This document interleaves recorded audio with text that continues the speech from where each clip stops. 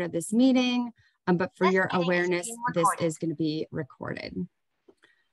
All right, so welcome everybody. We're so excited to have you here. I'm going to go ahead and launch a poll. We'd like to get to know who's here and just a little bit about you. So I'm going to launch that. If everybody would just take a quick minute to answer the questions. Really quick, really easy questions. Is this your first DC-MVAC meeting? What branch represents you or your family? We love a little military rivalry, so I'm really curious to see who's all here. And what service area does your service org serve? If you're with an organization, if you're not with an org, there's one there too, don't worry. And then, are you active in the Serving Together network? All right. So I'm just going to let that poll go for a minute. My incredible team, if you could help me keep just admitting people as they join us, I'd appreciate you. All right, so today's agenda, we're going to go over some quick introductions. We're going to go over the mission of the DC-MVAC, and we're going to have a panel today to talk about self-care, burnout, and then we'll go over what's next. All right, so introductions. Again, if you haven't done so already, please introduce yourself in the chat box. We're getting some of these polls in, but I'll go ahead and stop it and share it now. So excited to see everybody here. So share results.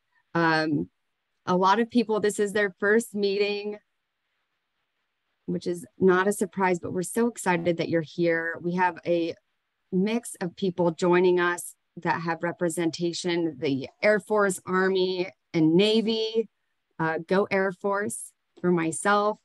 Where does your organization serve? So 50% is serving DC, 67 Maryland, Virginia at 48 or other.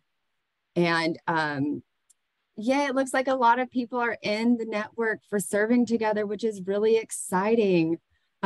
We will share more about what Serving Together is and get you connected for those that are unsure or if they have an account they think, but we're excited to get everybody in and share about the Serving Together network. All right, so thank you again so much everybody for being here. My name is Mallory Lass and I am the outreach manager for the Stephen A. Cohen Military Family Clinic at Easter Seals.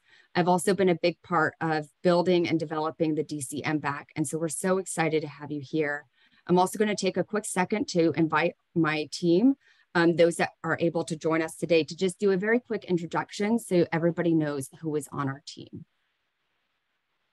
I'll start. My name is Rick Reed. I'm with the State Behavioral Health Administration. I am now the Regional Resource Coordinator Supervisor, and still kind of doing that role with Southern and Central. It's nice to meet everybody. Good afternoon. And I'll pop in really quick. I'm Christy Kennedy. I'm the Director of Serving Together.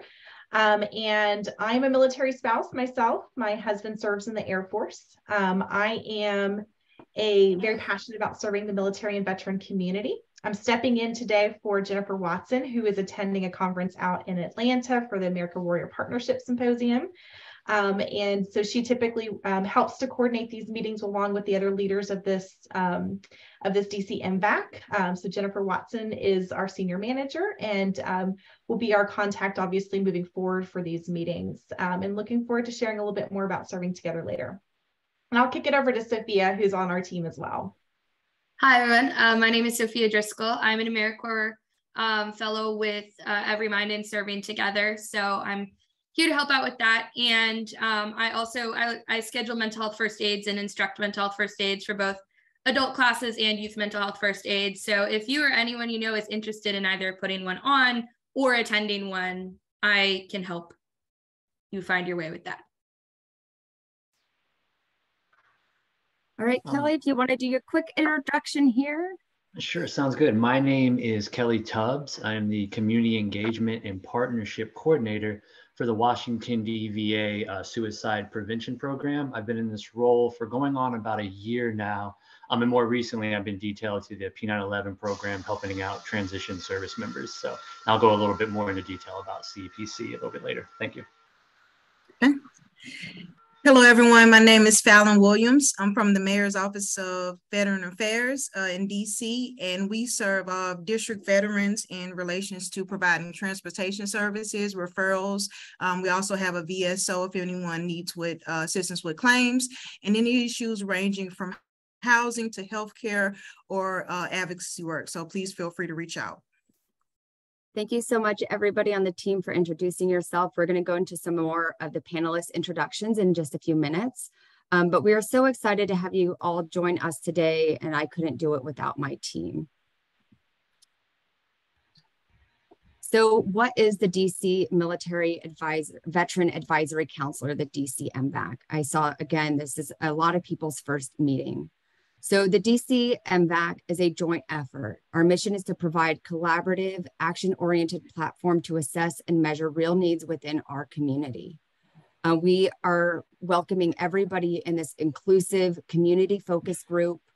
We encourage everybody throughout today's meeting and in the future to share concerns, comments, questions, and ideas to help strengthen our military and veteran community within Washington, D.C. We will have polls again throughout today's presentation, and we look forward to your feedback, and your participation is valued. A little background, the DC-MVAC, we started about the same time the pandemic started, and we had hoped to have it in person, but we are one of Serving Together's incredible collaborative organization groups. And we want to make sure that we are hearing the voices of our district. Because Serving Together, if you're not familiar with them, and you're going to learn more about them soon, they have these collaborative meetings in all of the other areas, but we did not have representation for DC. But the DC always encompasses so much, being the DMV. So we wanted this to be an inclusive area, but we do also want to focus on DC because we want to make sure our veterans and military and the communities within DC are also being heard and supported in all of the needs that they have. We're going to keep asking, and I'll encourage everybody to join us in our effort. We would like to have an active advisory council full of members with voices in DC, but as well as throughout the area. And we want to grow this group to truly be an area where we can all come together to collaborate, network, and help support our community the best that we're able to. All right. So that brings us to our self-care and burnout panel. I want to encourage everybody to answer this question in the chat box because we want you to be involved in today's discussion as well. So what does self-care look like or mean to you? Go ahead and feel free to answer that in the chat box. While you are answering that question in the chat box, I'm going to have all of our panelists introduce yourself. Just a reminder, and due to time, I'm going to give you 1 minute and 30 seconds for your slide. Following your slide, please go ahead and put your contact information into the chat box because your organization and you are incredible. So we want to make sure that people know how to connect. All right, so I'm going to go ahead and go to the next slide. So if Jennifer Cho with the VA would go ahead and speak on her slide with whole health.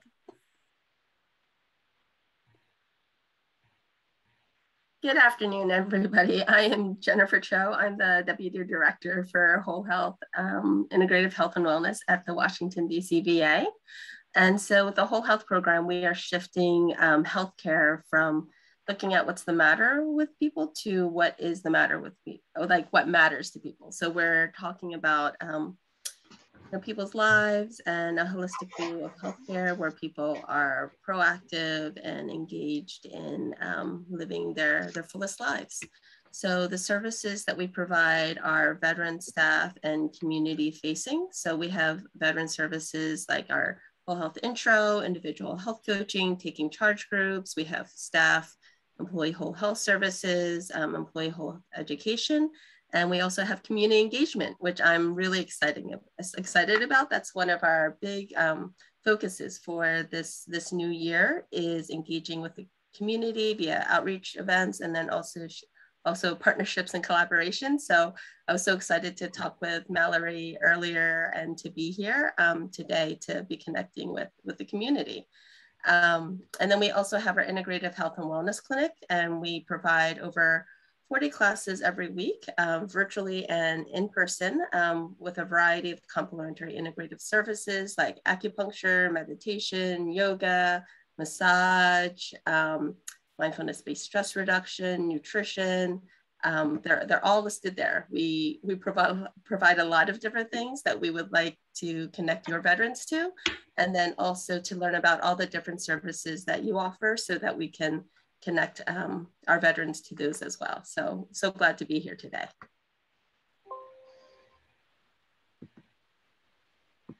Did I make it under the minute and a half, Mallory? You're good, you're good.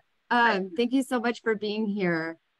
So our next panelist is going to be Greta Nimanez, and I'm sorry, I hope I pronounced your last name correctly, but Greta, if you would come on and take a moment to share a little bit about Wounded Warrior Project and a quick 1 minute, 30-second introduction.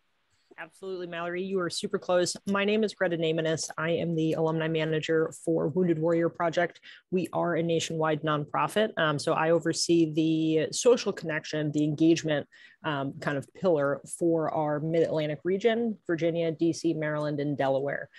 So we serve warriors and their family members primarily through these 4 pillars: social engagement, economic empowerment and financial wellness, physical health, and mental health. My area is the engagement is at social connection. So that's the perspective I'll be coming to this panel with today. But we do offer, I like to think of these 4 pillars as the legs of a chair, in that you need all 4 to be a really stable and well-rounded individual. So these are our primary means of engagement for our warriors and their family members that have served post 9/11 and that have incurred a visible or invisible injury, illness, or wound that is service connected. So I think, Mallory, I kept it to right around just under a minute. So thank you so much. Turn it back to you. Thank you. And we're so excited to have you here today and have representation for the Wounded Warrior Project. Thank you so much for being here. All right. Next is Kelly Tubbs. Hey, so my name is Kelly Tubbs. I am the Community Engagement Partnership Coordinator, or CPEC for short, for the Washington, D.C. VA and Suicide Prevention Program. Really, with this slide, I just kind of wanted to point out the difference between SPCs, Suicide Prevention Coordinators, and CPCs. So my role is community engagement in identifying and establishing community-based coalitions to address veteran suicide through 3 specific priority group areas. Those areas, if you're familiar with the Governor Challenge, they're still the same areas. The main difference is that we're looking to establish those coalitions on a community micro level, not a macro level. And again, with the Washington, D.C. VA, the CPC position is about a year and a half old, and they're going to be rolled out nationwide. So thank y'all for having me. Thank you so much for being here today, Kelly. All right, the DC Mayor's Office of Veteran Affairs. Hello, I'm Fallon Williams, the LGBTQIA+ Outreach and Relations Coordinator over at the DC Mayor's Office of Veteran Affairs. Mallory, thank you for having me today. It's a pleasure to be with you. The DC Mayor's Office of Veteran Affairs serves our district veterans in relation to providing services, programs, and also advocacy, ranging all the way from providing Vets Ride, which is a transportation service, and also we have our own VSO as well too, who takes care of our federal claims and things of that such. And we also advocate for our veterans in relation to housing as well. So please feel free to reach out if you ever need something. We're here to serve our veterans and provide warm handoffs to all of our services we provide in the districts. Perfect. Thank you so much for being here. All right, so we're going to go ahead and jump into our addressing self-care and burnout. I'm going to stop screen sharing and try to pin all of my panelists. Panelists, if you can also add a pin to yourself, that would help. So excited to have this conversation about burnout and addressing mental health needs and self-care, because it is such an important topic. And I have had so much interest in mental health and people asking us to do mental health. But I wanted to take a second to make sure that we're taking care of ourselves as providers, in addition to looking at resources and other needs for mental health. So I'm going to start the first question, and I meant to do this in introductions, so I apologize. This is going to be kind of a surprise for everybody, but I would love for you to tell us, where's my note? Why is it important that you're here today and that we're having this discussion? Fallon, you're the first square for me, so I'm going to go ahead and have you speak first to answer that. Well, I would just say it's important for me to be here just because my career ranging from behavioral health while I was in the military and then also transferring over to SSVF.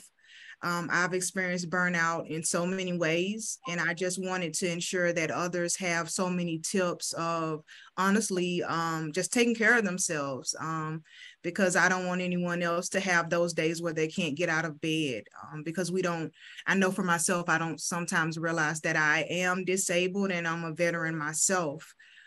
So one of the biggest things I would say is to realize that there are other services out there, and that veterans are very resilient, and sometimes we don't realize it. And it's important to provide them with the services to, what's a good way to say it? Not to necessarily handicap them, but more so to allow them to advocate for themselves versus to spoon feed them with resources.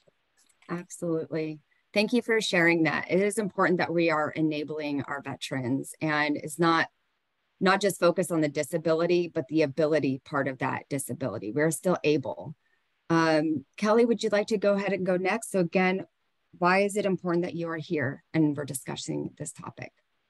What I realize is that I feel the topics on burnout and being here are great, and the more people you have, because when we say burnout's going to look different. So if I'm experiencing burnout, that could be different than what Rick, if he's experiencing burnout, yeah, or Christy. So I feel those discussions are great. I feel a lot of it centered around like, okay, you're going to get frustrated and you're going to be, angry, or you may have difficulty sleeping, but none of those things may be apparent. And the only way we kind of can identify, hey, what may burnout look like for me or for someone else, is if we have those discussions. So that's why it's important to be here. For one, to discuss burnout, but two, also to identify it may look totally different presenting in someone else than from how I experience and what I look like as well. So I think everybody is an individual, and with that individuality means that it may be different burnout or self-care for each person. So it's important to hear what others are doing, what other thoughts are, but also identify what it is for you and apply that need. Jennifer, would you like to provide your response?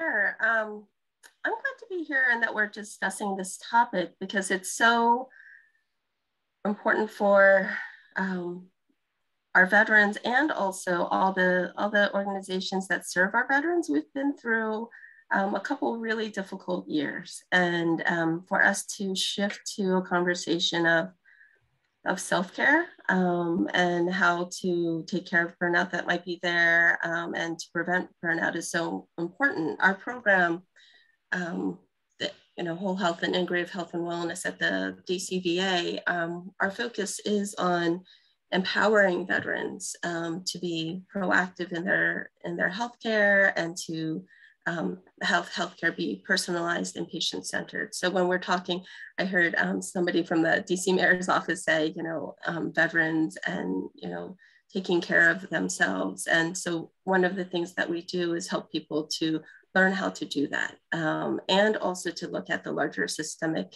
issues that could be contributing to burnout as well. So it's a big conversation. And so I'm glad that we're talking about it today. And Greta, last but not least.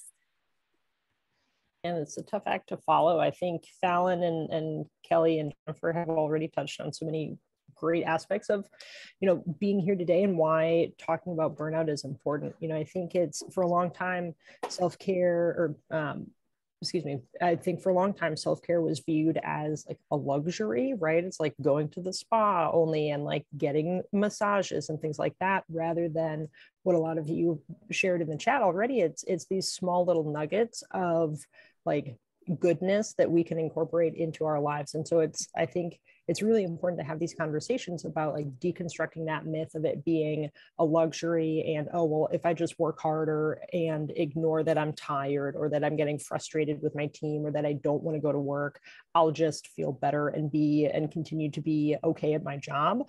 And I think that kind of deconstructing that myth, and then also keeping in mind like that, you know, we've got 41 people on the call today, and everybody's here because they care a lot. And I think that it's super common in these professions that it's like, it's our duty to continue caring. And sometimes we forget to care about ourselves. And that, you know, if we can't help people if we're not also taking care of ourselves. And so I think just acknowledging that it's important for us to put on our oxygen mask before helping somebody else on the plane is really, really important. So I'm excited to be here today and talk more about it. Thank you. All are such great answers and reasons. And I do agree. It's such an important topic. As Jennifer brought up, and it's been brought up again, like, we are still amidst the pandemic, and some of us have been with this organization that you're with since before the pandemic, and having to do that quick transition. And then the ever-changing landscape that has produced, and changing of staff. And a common phrase I hear at work is do more with less. And that puts pressure and toll on us.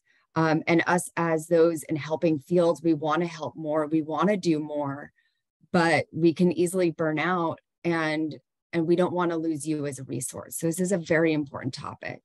I'm going to ask all of our panelists what their thoughts on what self-care is, but I kind of just want to call out what was said in the chat box. And I thank you, everybody, for sharing your thoughts.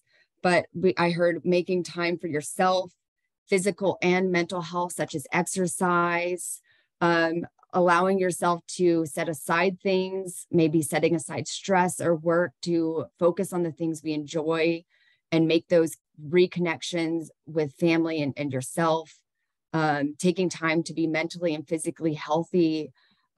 So some really great responses here in the chat box. Activities at work, boundaries. Boundaries are so important for self-care. I know it's something that I'm personally working on. Vacation.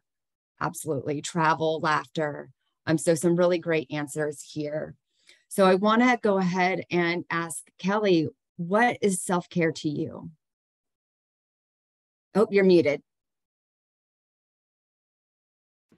2 years and still can't figure that out. Rick had a great comment in the chat about accountability. And that's kind of, when I look at self-care, I think of boundaries and structure.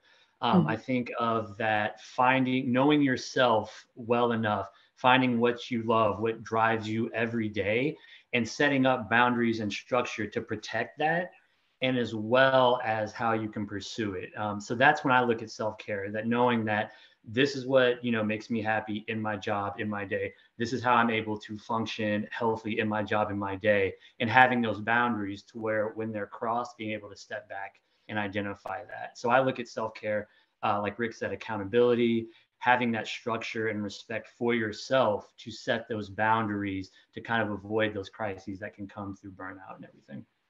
I think that is a great way to think about it. And I never thought about it as being accountability. So shout out to you and Rick for pointing that out. It was all Rick. But you said it.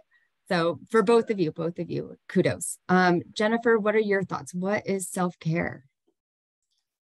So I think self-care really brings into focus, what does it mean when I say myself, and all aspects of oneself and what really matters in one's life.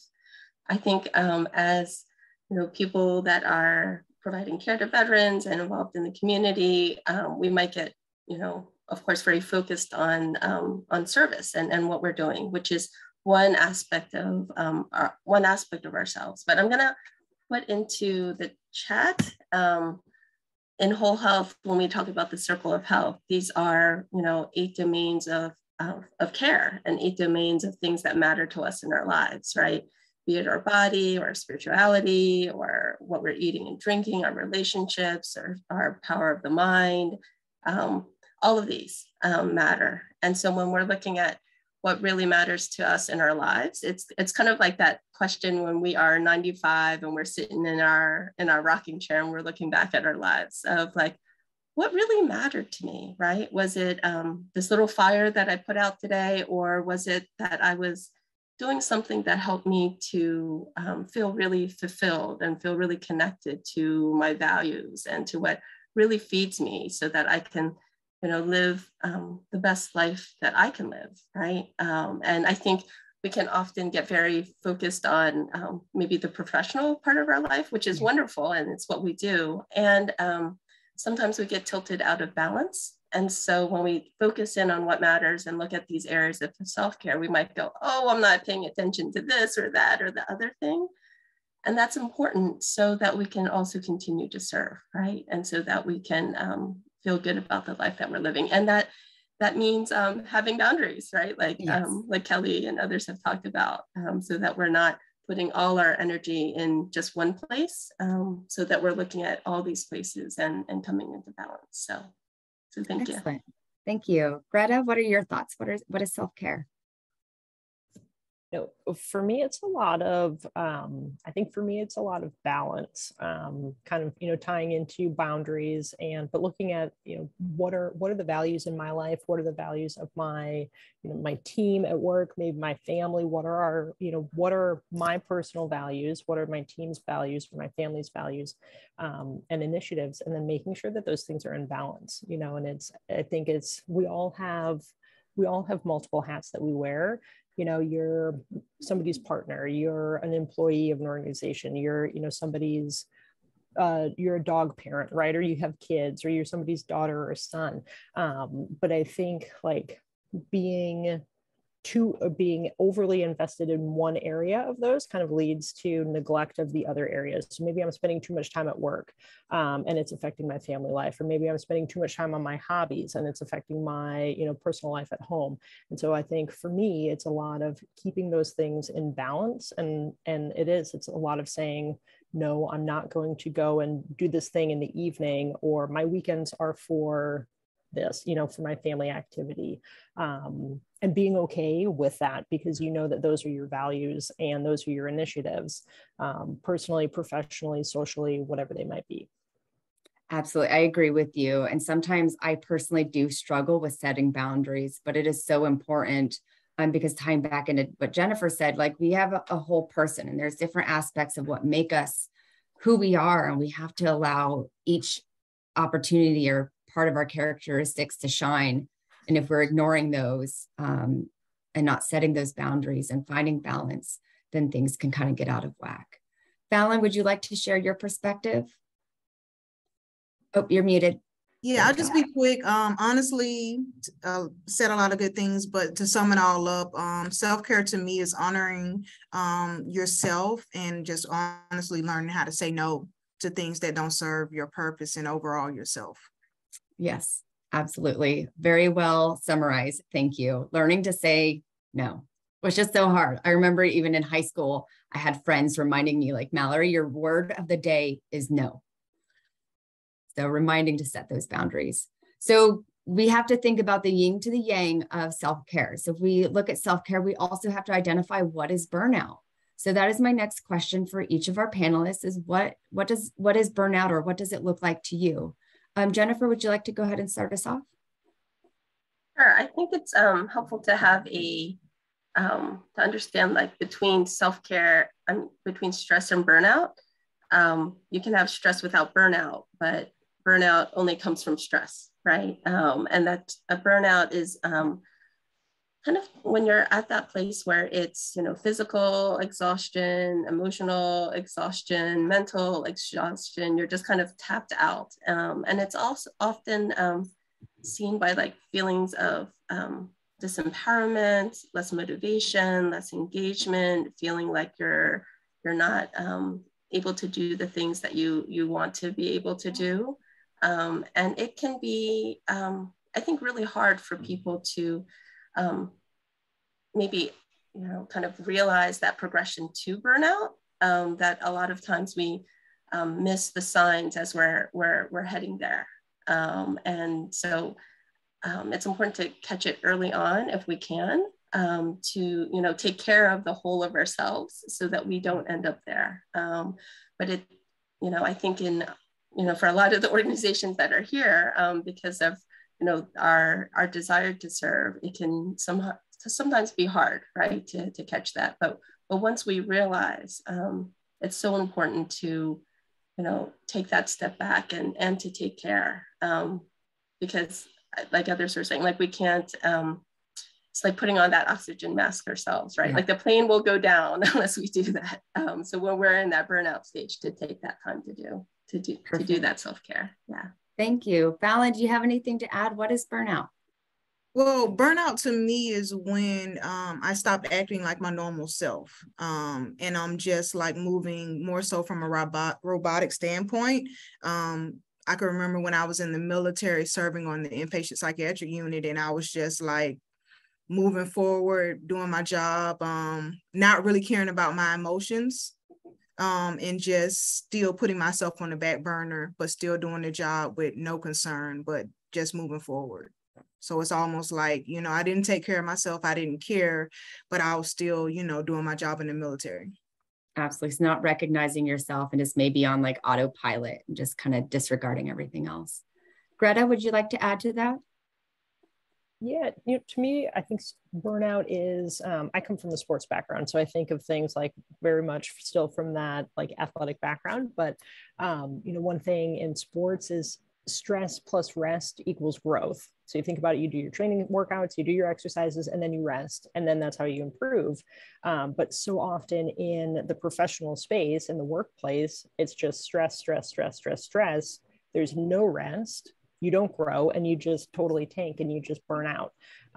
So whether you think of it as being balanced, stress and rest, or self-care, whatever it is that processes that best for you, I think, burnout is when we don't give ourselves rest. One thing that I've started with my team to try to combat that is we have no meeting Fridays. So Fridays, we don't schedule meetings, use it as a day to catch up on stuff that maybe, slipped through during the week. Take it for, reading articles, learning, professional growth, and education. And that's, it's a small thing. And of course, stuff comes up sometimes, but, having that dedicated time to rest, block your calendar, put it on your calendar, schedule it, and build it in until you get more comfortable saying, no, I'm not doing this event, or no, I'm not going to take this meeting, maybe next week, but not today. Put it on your calendar, put that rest time in, because you will inevitably burn out, crash and burn out. Absolutely. And Kelly, your thoughts on burnout? I just always looked at burnout almost as like aggressive indifference. Fallon had a great example when she was talking about on the unit. She was still doing her job, but that previous passion may have not been there. So I just look at it as like aggressive indifference. There's no passion, there's no fatigue. There's no passion, it's just all fatigue. And then I also look at it when self-care isn't self-care, it's just avoidance, right? Like, oh, I don't want to do this, I'm going to take care of myself, but it becomes avoidance. So that's when I look at burnout, just that aggressive indifference. And then it's not so much self-care, it's avoiding the stress that's leading to the burnout. And it's just that cycle. Absolutely. And I know we could stay on this topic all day, but due to time, we do have to start wrapping up. So in a short answer, what is your favorite resource? Because when we get burnout or we're stressed, and part of self-care is reaching out, being able to say, I need help, and doing something for yourself. So think of a favorite resource of yours that is not your own organization, and do give that organization a big kudos and let people know about them. Greta, do you have one? Are you ready? Yeah, I don't have a formal organization, but when I'm feeling stressed out, or drifting towards burnout, I go outside. I'm lucky that I have a really good friends network of, other active folks and who like to be outside. And I call them up and I say, hey, who wants to go for a hike this weekend? Like, let's go, bring your dog, bring your kid, whatever, let's go outside. And that for me is really rejuvenating, just being outside, even if it's not great sunshine weather, but just being outside in fresh air with friends. And we don't talk about work. We don't that's just a standing rule for us.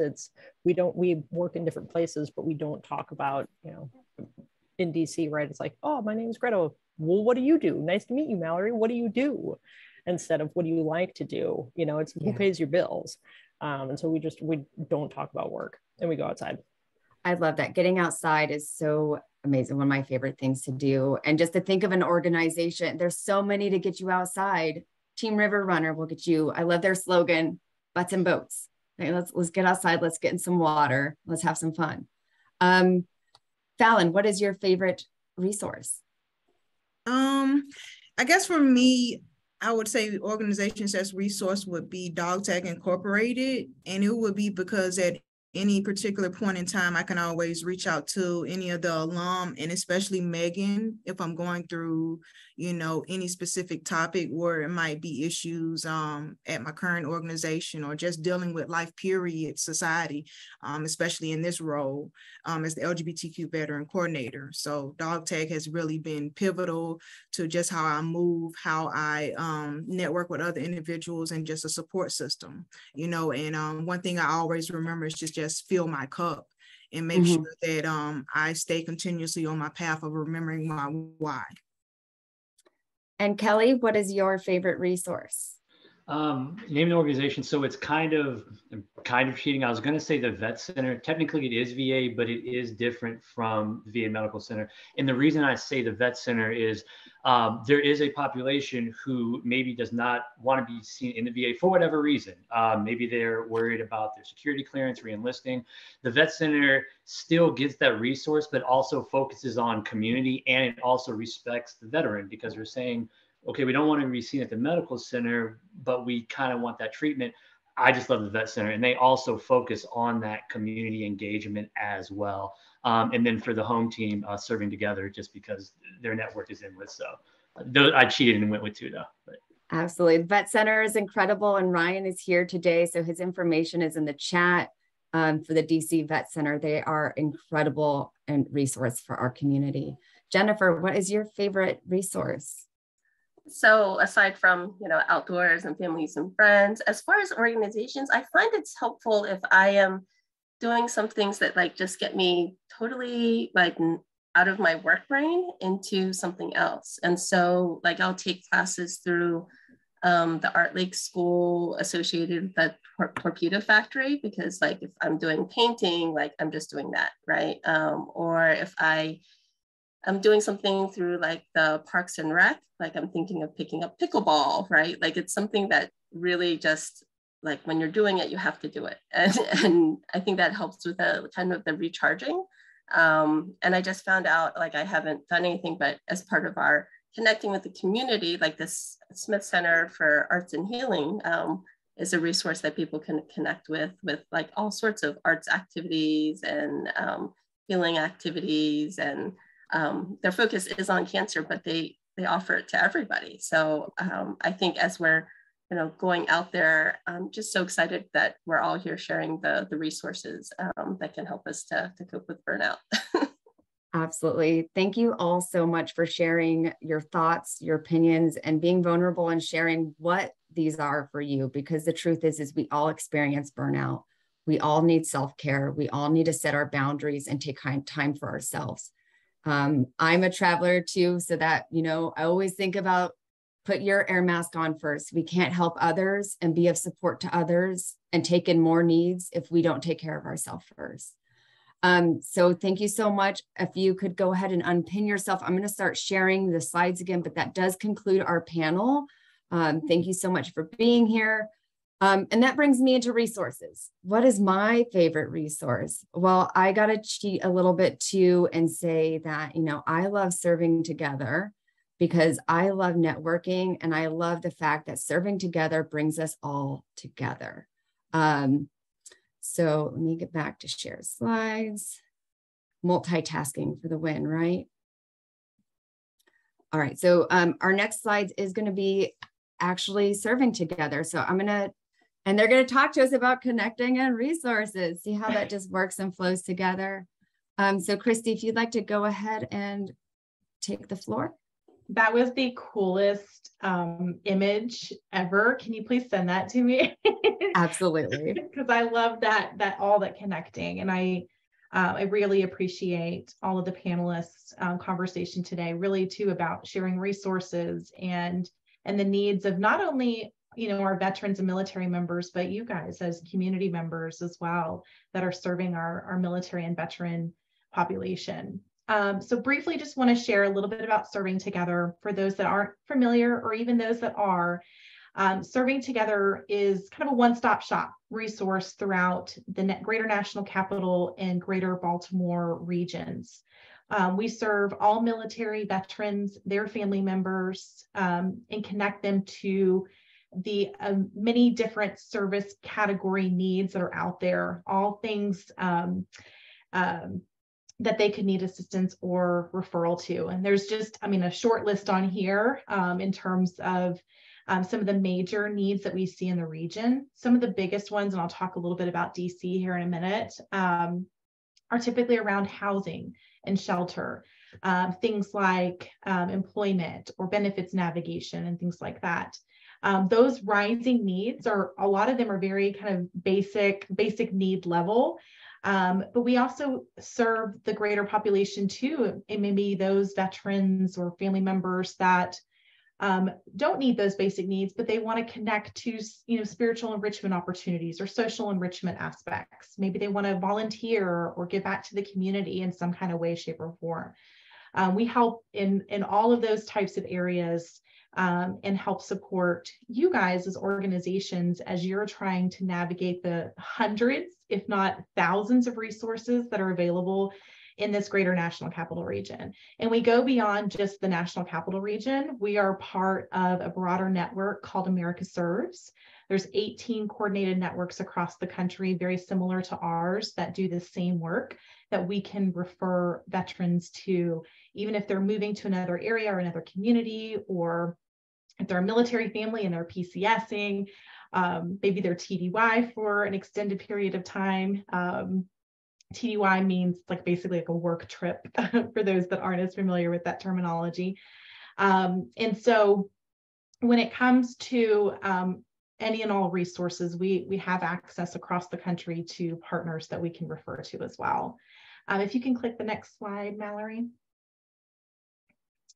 So just a few numbers that we pulled out from our work in DC specifically within the district. Just over the past few years, as we have partnered with America Serves and grown into this greater region, we've served over 194 veterans in the district alone. And of those clients that we've served, there's been 634 different service type needs. So that's about a little over 3.3 service needs per client. So when they're coming to us, they're saying, hey, I may be presenting with needing help with housing and shelter, but I also need help with employment. I need help with legal assistance. I need help with childcare and transportation, all these different things. So oftentimes we're seeing at least 3 different service needs per client in the district. We've been able to resolve about 70% of those cases.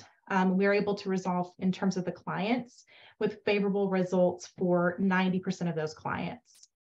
I put in here the top needs that we're seeing in the district specifically. Employment is the number one in our region. Housing and shelter follow closely by that. And oftentimes those are co-occurring needs. If you've lost employment, you're not able to afford rent, you may potentially be at risk for losing your housing and shelter. Individual and family support, there's a lot that falls under that category. But that one's also a really big need that we help connect our families to. And that could be social enrichment activities, that could be just awareness of various resources in the region. But that's a really big need for our service members and veterans.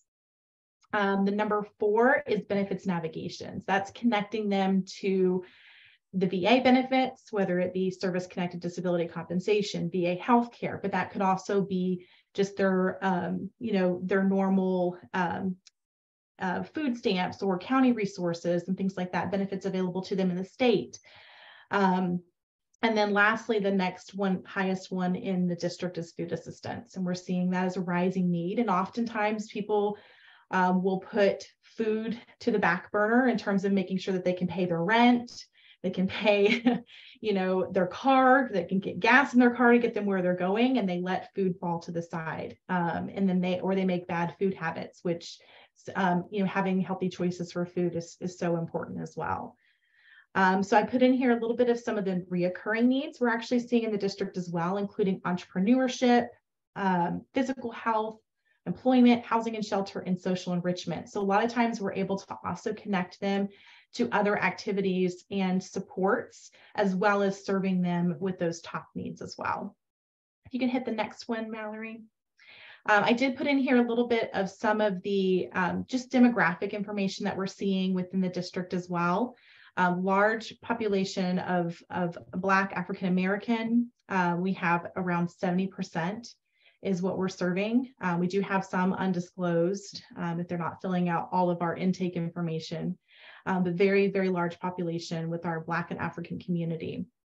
We also have about 4% of Hispanic Latinos that we're serving. And then as you can see on the military statuses, it shows kind of the era served. The biggest portion that we're seeing is post 9/11, followed by our Persian Gulf and Vietnam, post-Vietnam era veterans. And so, with that, I want to hit the last slide. If there's any needs for your clients, your individuals within the community, in terms of connecting them to resources or serving your social workers, being able to help build up their capacity to serve, please reach out to our team. We have full-time peer navigators that work to connect our military veterans and their family members to resources. They can visit our website, servingtogetherproject.org, fill out a Get Connected form. They can call our 1-855 number that's listed on there. You can email us directly. Peer Navigator at every-mind.org is our general Peer Navigator inbox. You can reach out to me directly if you have questions about serving together and the work that we do. Aside from just coordinating care for veterans, we run these community collaboratives, as Mallory mentioned earlier. We have 9 community collaboratives across this greater region that we serve. So we'd love to invite you to be a part of any of them if it's in your area or of interest to you. As well as we run community education, as Sophia shared earlier, providing mental health first aid workshops and other types of training and information for organizations like you. So let us know if we can help, and we'd love to make sure that you're a part of this growing network of organizations that we connect to. So please reach out to me if you're interested in joining. Thank you so much, Christy, for sharing a little bit about Serving Together. I'm a huge fan of Serving Together. Part of that self-care and boundaries. There is an organization here to help all of us find the resources that we need. Let's utilize them and show that, we're a network that can work together as a community to support each other. So thank you, Christy. And I'm going to encourage you to put your contact in the chat box. Again, if anybody has any questions or would like to reach out and learn more about Serving Together, please don't hesitate to reach out to Christy.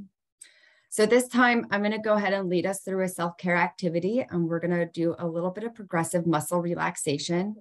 For this exercise, please feel free to turn off your camera if you'd like to. I know some people like to have that anonymity and keep themselves not share during relaxation. All right, so we'll go ahead and get started. Progressive muscle relaxation is an exercise that reduces stress and anxiety in your body by having you slowly tense and relax each muscle. This exercise can provide an immediate feeling of relaxation, but it's best to practice frequently. With experience, you will become more aware of when you are experiencing tension, and you will have the skills to help you relax. During this exercise, each muscle should be tensed, but not to the point of strain. If you have any injuries or pain, you can skip the affected areas. Pay special attention to the feeling of releasing tension in each muscle and then the resulting feeling of relaxation. Let's begin. I encourage you to sit back or lie down in a comfortable position. Shut your eyes if you're comfortable with doing so. Begin by taking a deep breath and noticing the feeling of air filling your lungs. Hold your breath for just a few seconds. Release the breath slowly and let the tension leave your body. Take in another deep breath and hold it. Again, release slowly the air. Even slower now. Let's take another breath. Fill your lungs and hold the air. Slowly release the breath and imagine the feeling of tension leaving your body. Now move your attention to your feet. Begin to tense your feet by curling your toes and the arch of your foot. Hold on to this tension and notice what it feels like.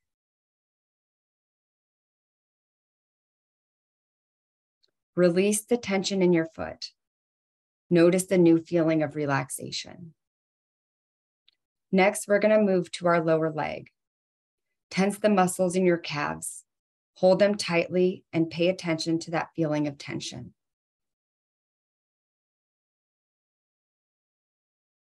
Release the tension from your lower legs. Again, notice that feeling of relaxation. But remember to keep taking deep breaths. Next, tense the muscle of your upper leg and your pelvis. You can do this by tightly squeezing your thighs together. Make sure you feel tenseness without going to any point of strain.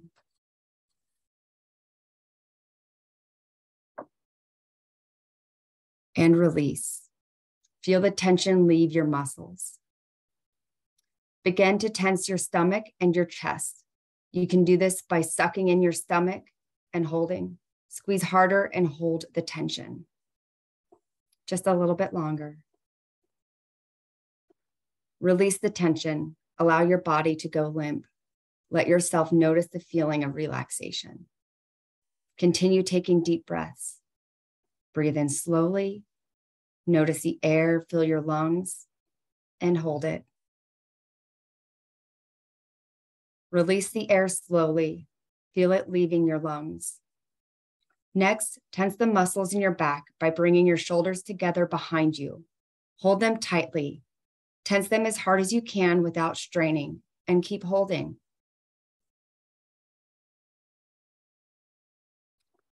Release the tension from your back. Feel the tension slowly leaving your body and the new feeling of relaxation set in. Notice how different your body feels when you allow it to relax. Tense your arms all the way up from your hands to your shoulders. First, make a fist and then squeeze all the way up your arm and hold it.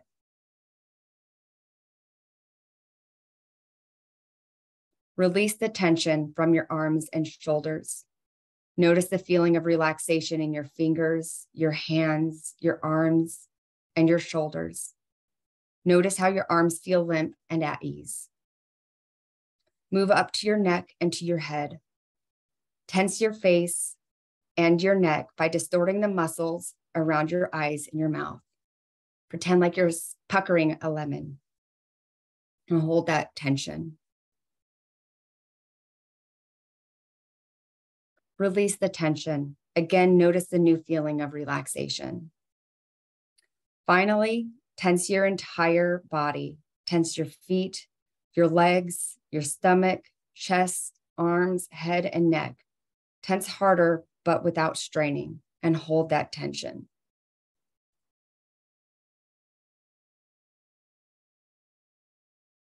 Now release. Allow your whole body to go limp. Pay attention to that feeling of relaxation, how different it is from the feelings of tension.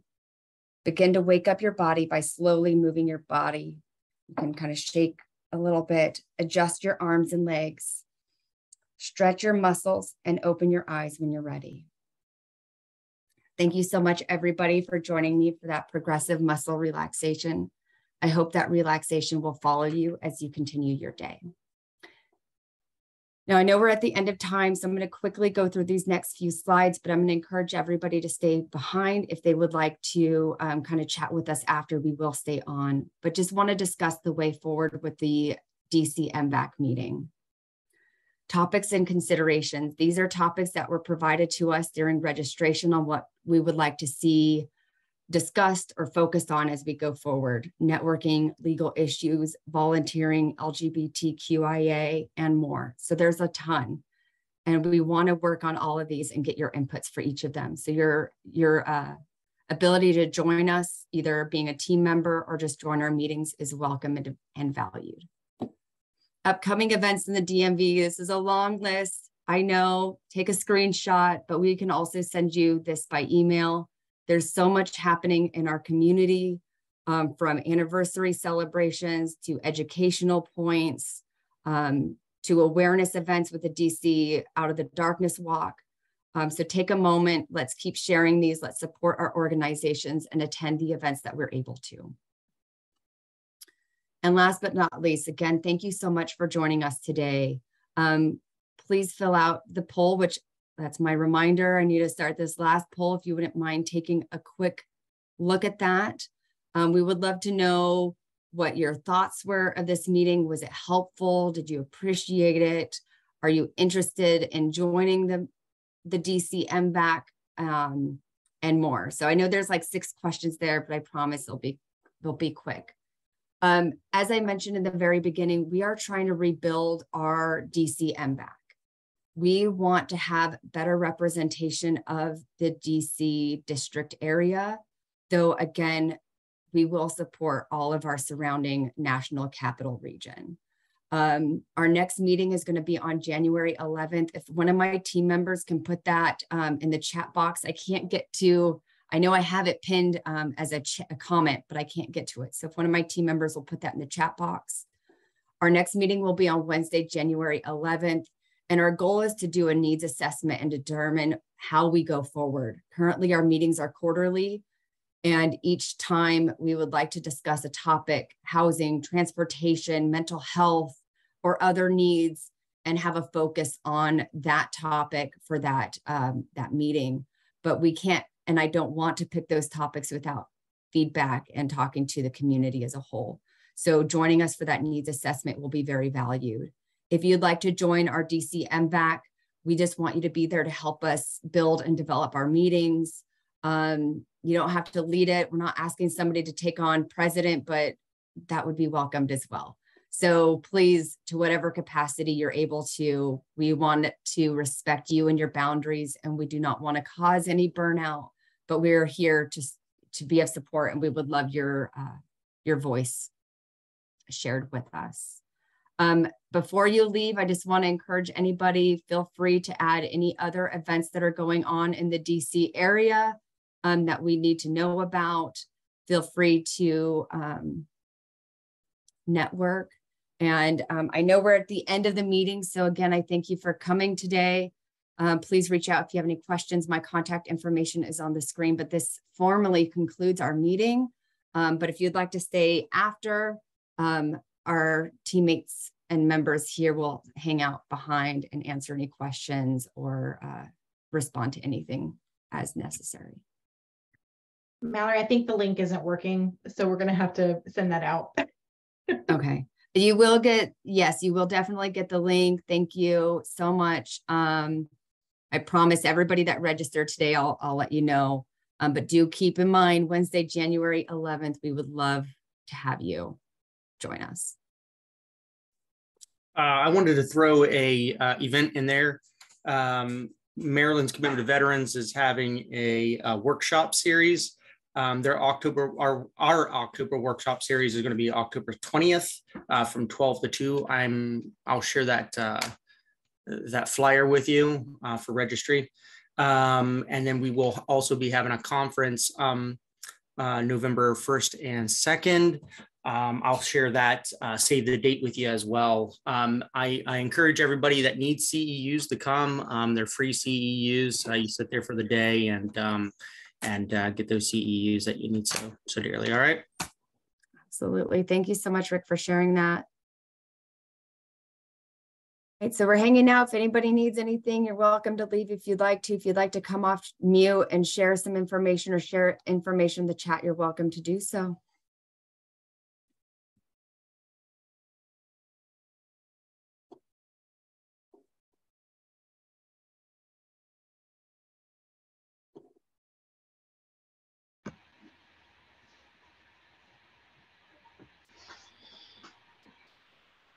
So I just wanted to thank Mallory for taking the charge, and Christy and all the other people that are here. And I also wanted to say, Mallory, thank you for leading us through that progressive muscle relaxation. I'm going to drop into the chat a resource where you can do progressive muscle relaxation and meditation and nutrition and yoga and et cetera, 24 hours a day, no cost. They're just little videos that can lead you through all these experientials. So you can provide the resource to your veterans, to your organization, use it yourself. It's a really nice way to, take a break if you only have, 10 minutes in the day. So, or 5 minutes or 2 minutes. Thank you so much for sharing that. I love those types of resources. Gloria, I see your hand up. Yes, thank you. I am just so happy that I was able to sign on today because I only learned about the meeting last night. I'm fairly new to the area, and I chair the Montgomery County Veteran Affairs, Armed Forces and Veteran Affairs Committee out here. And I'm partnering with the Montgomery County Black Physicians Healthcare Network. So meeting everyone this morning, I was able to get some contact information so that I can meet with different ones that are already involved in like missions for veterans. Having served in the United States Navy as a neuropsychiatric nurse during Vietnam, healthcare for veterans is very, very, very critical. And particularly talking about suicide intervention, prevention, and caring for them. And just seeing so many veterans homeless out in Montgomery County who does not seem to want to really address the homelessness issues. I know that I have a challenge on my hands, but I believe that partnering with you all and making contact with everyone in the DMV is going to be so very, very helpful. And I thank you. Well, thank you so much, Gloria, for being here today and for sharing what you're doing with us. I see Fallon already raised her hand. She's excited to connect with you. You have a robust network here of incredible organizations and people that are passionate and supportive. So do reach out. And I just thank you so much for being here. Thank you. Ernesto, I see your hand is raised as well. Yes, thank you very much. And I'm not going to go on video just because I just had a medical procedure, and you're one of your colleagues by the name of Charles Eggleston. I don't want him to see me crying, so I apologize for not going live. But the question I have for you is regarding animal welfare. I heard all the, everything you heard, I agree with that, but do you have animal welfare as part of your agenda, not so much for being the voice of the voiceless, but for therapeutic reasons, like going to an animal shelter, taking a walk, you're saving a paw to save a life, yours? I was wondering if you ever included that. We haven't specifically talked about animal welfare as a topic. I'm not even sure if we've talked about that throughout any of the other collaboratives. There are some wonderful organizations throughout our community that does work with service dogs, but it doesn't sound like quite what you're talking about. So no, I'd love to connect with you more and hear about that to see what we can do, because these are things that I want to identify through the DC-MVAC and see what we can do to be of support. So I'm going to write down your name and I'm going to connect with you by email and would love to kind of learn more. And that's what the point of the needs assessment on January 11th is for people like you to bring up that topic that I would have never thought about. And how can we address it? What organizations are there? What organizations should be at this meeting that isn't at this meeting?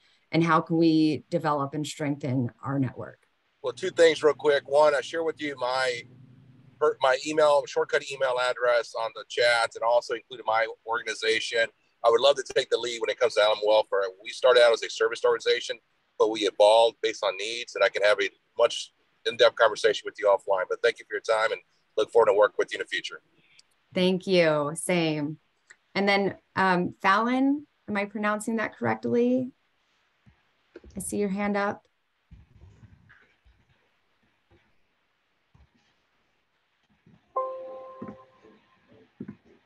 Fallon La Ponzia.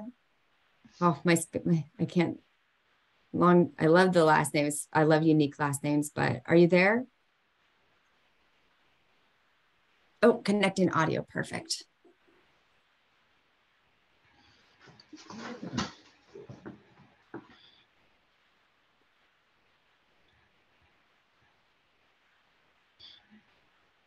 We found you're muted. Yep.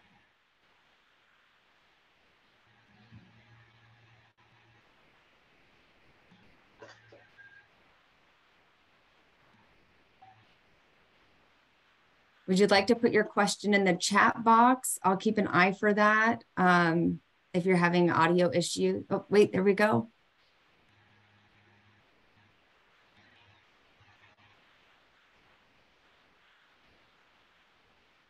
We're not hearing you. Do you want to try putting it in the chat box?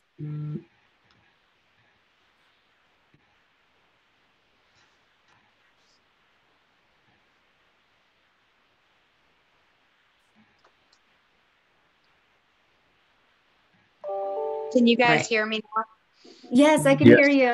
Oh my gosh, I'm so sorry. No, we understand.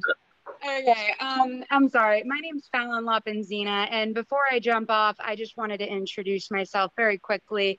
I'm new to this organization, just checking you guys out and seeing how I may be of assistance or service to any of you all or your veterans that come to you. I run a nonprofit organization in DC that serves veterans nationwide. I'm also part of the LGBTQI community and represent lots of veterans in that space as well. My nonprofit stands for Attorneys Defending Veterans on Their Claims and Entitlements. And we've got a team of lawyers and a registered nurse who are involved in advocate and sit on the board and work for us. And basically we provide pro bono legal representation to disabled veterans on their disability compensation claims, educational benefit claims, pension claims, anything that they need done at the VA. We help them and do that pro bono for them. So I just wanted to put that out there. I'm gonna go ahead and put a link in the chat to my website. And if you guys need anything at all, please don't hesitate to reach out to me. And I would love to become more involved with you guys and do whatever I can to help further the mission of your organization. Wonderful. Thank you so much for being here, for sharing what you do, as well as being excited and willing to join us in our efforts. So I will definitely reach out to you and just thank you so much. And don't ever hesitate to reach out to me as well. Happy to be here and be of support.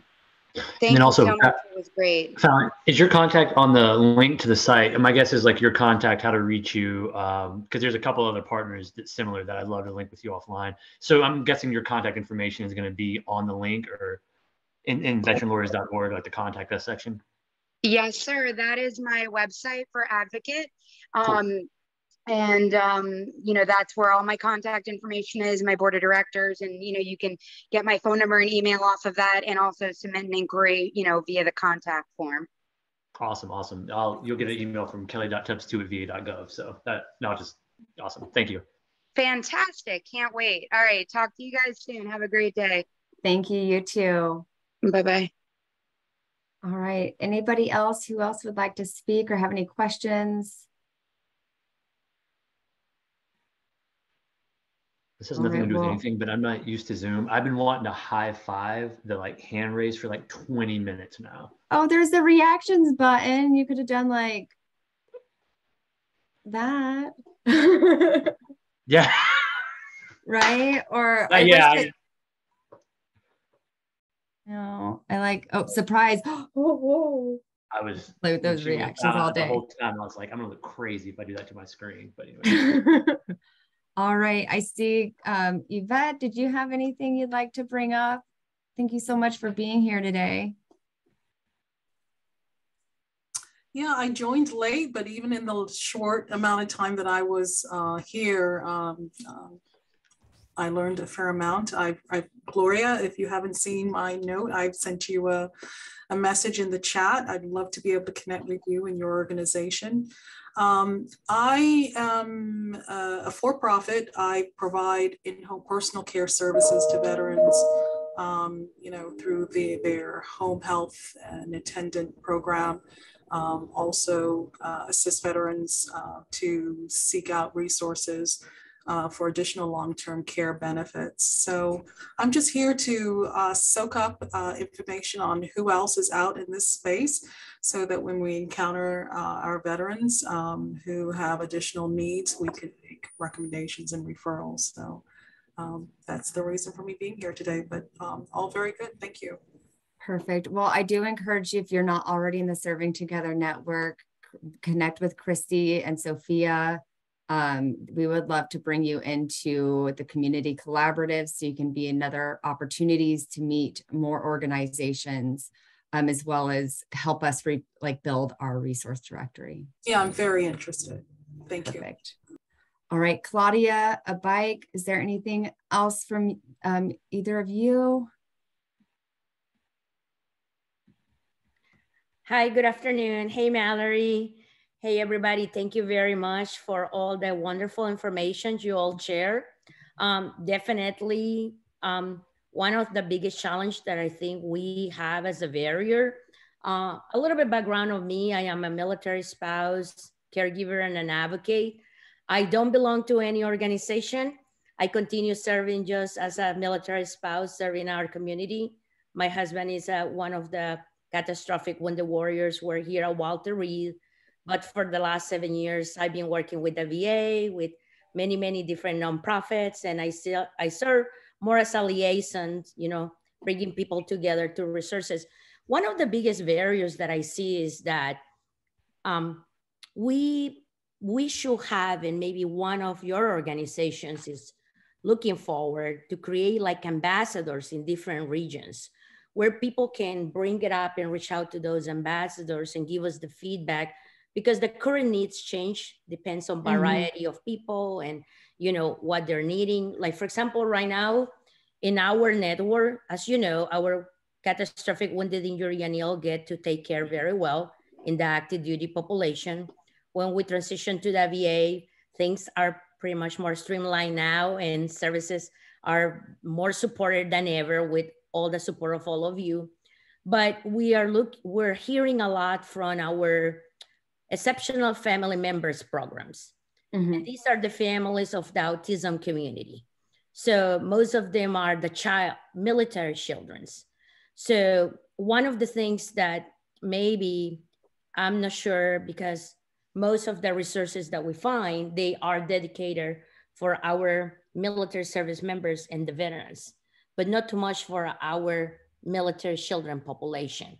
So I am wondering, you know, as we all look for new venues of how to improve and take care of different populations, maybe you all can consider it to even do a pilot, you know, in any way to provide resources and bringing community together. And that's what we pretty much have been doing through the Senate and the House of Representatives, to trying to find more resources in every state as our military service members PCS. PCS is a permanent change of station, so we can connect them in those states.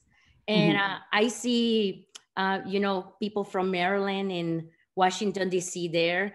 And I will reach out because we have some good language that we are working with some of our representatives, because one of the biggest challenge for our families is when they PCS, not all the states have the same synchronized services through their collaboration of partnership. Because remember, sometimes we don't have an NTF military hospital on base, that it will have pediatrics and all the other services for the care that they need. So we depend on the community outreach of all that military engagement with the community partnership. So just a thought, you know, as you all continue working and looking for different support system. Remember, family readiness became if we take care of our families too. We might be doing very, very well in one side of the families and on one of the sides of our veterans and active duty population, but we might still need to build a whole model of care to take care to some of those needs. So just sharing a little bit, you know, as we continue, we have changes, you know, like I used to be a very, very strong involved advocacy for our wounded, injury, and ill during that portion of time. But since the numbers, thank you God, are down, now I have put my energy in a lot of other venues, and I'm actually have reached out to a lot of the organizations asking them to see if they're willing to do it. So just a thought, you know? No, thank you so much. That is an incredible thought. And this is what we want this group to bring these thoughts. So Christy just put a comment back to you in the chat box. We would love to connect with you. So thank you for being here and sharing that today. I know I'll be connecting with you later, and Christy as well. We'd love to explore that further. I know it's getting close to time. I need to chat with my team a little bit. So I thank you so much, everybody, for joining us today, but our meeting is concluded. If there's anything else I missed,